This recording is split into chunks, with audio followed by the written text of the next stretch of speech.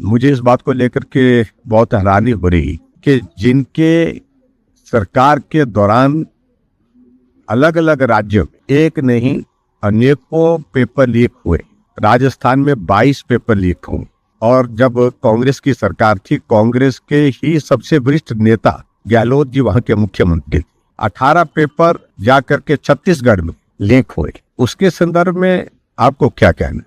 अगर हिमाचल के ही संदर्भ में अगर बात कहनी है तो उसमें मैं इस तरह जरूर कहना चाहता हूँ कि हिमाचल में पुलिस की भर्ती जब अभी हाल ही में हुई, जो एग्जाम देने के लिए एग्जामिनेशन हॉल के अंदर जो अभ्यर्थी गए थे, उन्होंने शिकायत की है, लिखित रूप से शिकायत की है कि मास चीटिंग जो है वहां पर अलाउ की गई। बच्चों ने मामला उठाया, बच्चों के साथ साथ में हमने भी सारे मामले को उठाया, लेकिन उसके बावजूद विधवाएं उसमें जांच क्यों नहीं हुई। और मैं ये भी मैं कहना चाहता हूँ कि एक बार पुलिस भर्ती में जब पेपर लीक हुआ था, वो पेपर जो है लीक होने के बाद उसमें हमने सीबीआई की इन्वेस्टिगेशन हिमाचल प्रदेश में जब मैं मुख्यमंत्री था, सीबीआई की इन्वेस्टिगेशन की, और इस सीबीआई की इन्वेस्टिगेशन की रिपोर्ट आने के बावजूद पुलिस के कुछ अधिकारियों के नाम उनने उसमें जाहिर किए हैं जिन लोगों की वजह से वो पेपर लीक हुआ था, जिनकी गैर जिम्मेदाराना व्यवहार के कारण। लेकिन वो सब के सब बहुत प्राइम पोस्टिंग पर है, महत्वपूर्ण पदों पर है।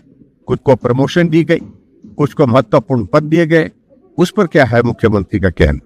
और इसलिए मैं समझता हूँ कि देश के यशस्वी प्रधानमंत्री नरेंद्र मोदी जी ने जब तमाम फैसले, ऐतिहासिक फैसले, यानी कि कैबिनेट की बैठक में बहुत महत्वपूर्ण फैसले जो बिल के रूप में मुझे लगता है कि कल या परसों तक जो है वो जब लोकसभा चलेगी उसमें आएंगे और उसके बाद वो पारित होंगे, और ऐसी सख्त सजा का उसमें जो प्रावधान किए हैं उसको उचित नहीं अभी बोलना, क्योंकि जब बिल पारित होगा तभी उस पर बोलेंगे।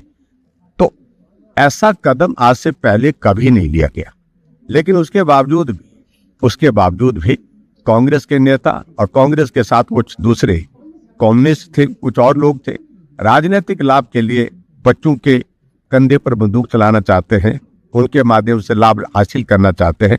मैं समझता हूँ बहुत दुर्भाग्यपूर्ण।